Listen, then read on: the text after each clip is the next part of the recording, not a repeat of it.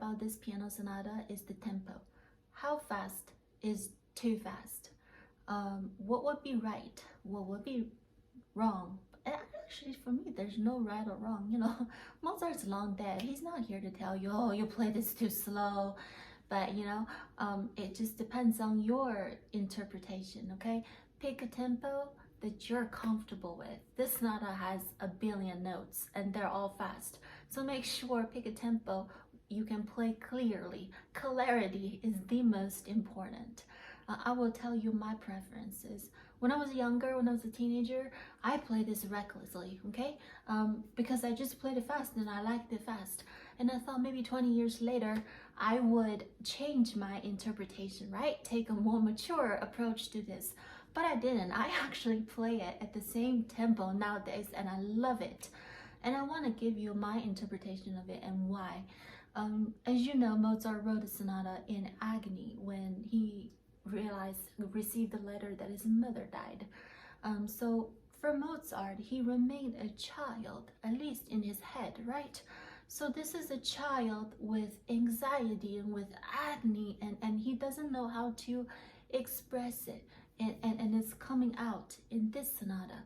Many people say if you play it too fast, it will sound frantic, but it's supposed to sound frantic.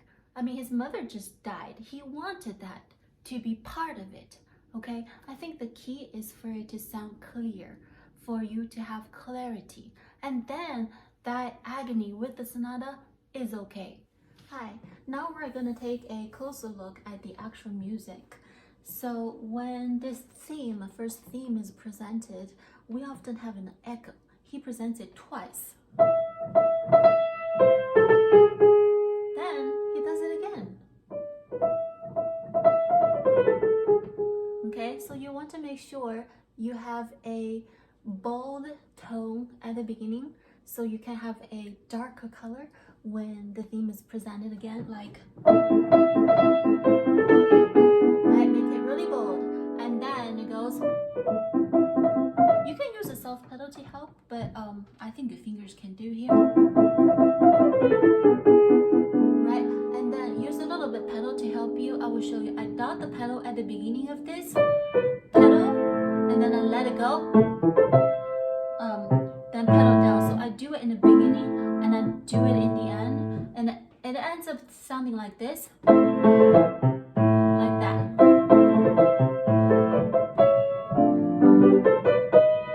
So I have quite a bit pedal here. I want the sound to be rounder and more resonant, and that's why I'm using it.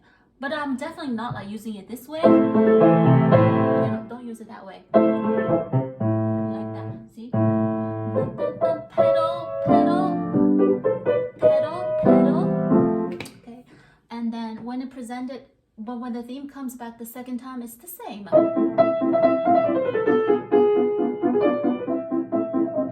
So make sure there's a color change in that. And then when you get to this part where it goes, okay, I actually changed the thumb to a whole note in order to have the pedaling down here. Rather than doing a little bit of pedal with that, I hold my thumb. You see that? And then in the next measure, Mozart actually wrote the whole note himself. So you see, this is a whole note. This is not letting go. Right? Then look, I hold the thumb like that. Okay, so the entire passage sounds like this when you hold it down.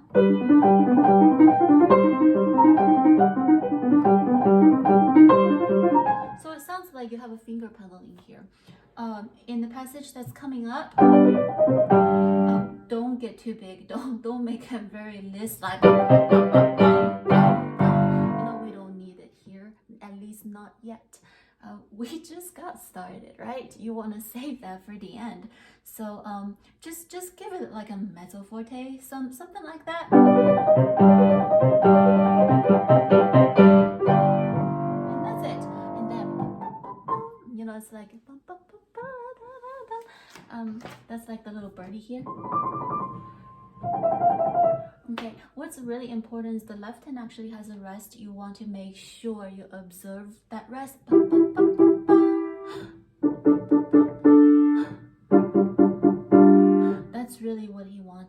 F mark is really, really important in the left hand. Like Mozart, he said, music is in its silence within the notes. Silence and rests are more important in Mozart than the actual notes. And that and the legato, actually, this second page, you really need to pay attention to the legato. You don't break anything.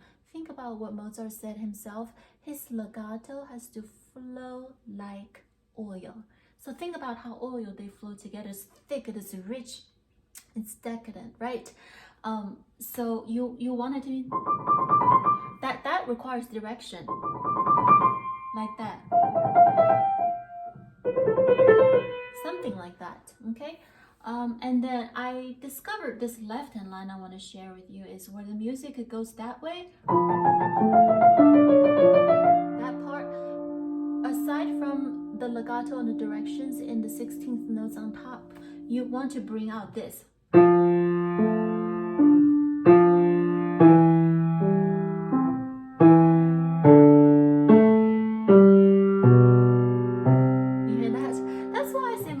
He's such a musical genius, because that's a hidden gem right here in the left hand. He has those melodies that's hidden, and you have to discover it yourself throughout your playing.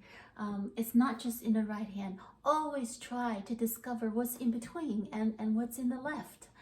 And then the rest is okay all the way until the very end of exposition with this part. So when this part comes in, it's actually pretty thin. Make sure you play mezzo piano-ish.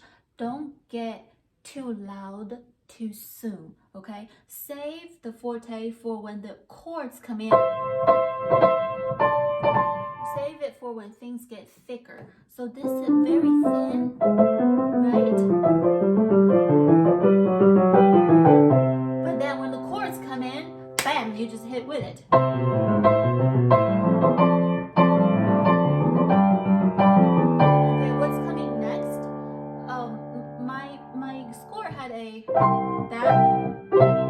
I don't find that necessary. I don't think it sounds good. If you really want to do it, I would crush it together a little bit better, or just take it out completely. For me, it's more effective to I just like it better. Look, because I feel that it fits all together better. Wait. Rather than, it's really not necessary for me. And there you go. This is the exposition of the Mozart, and all of these concepts are the same in development and recapitulation. So always look for a long legato with directions and make it flow together, the 16th notes. Otherwise, it's gonna come out like bullets, and then discover your left hand melodies. Observe every rest. Good luck.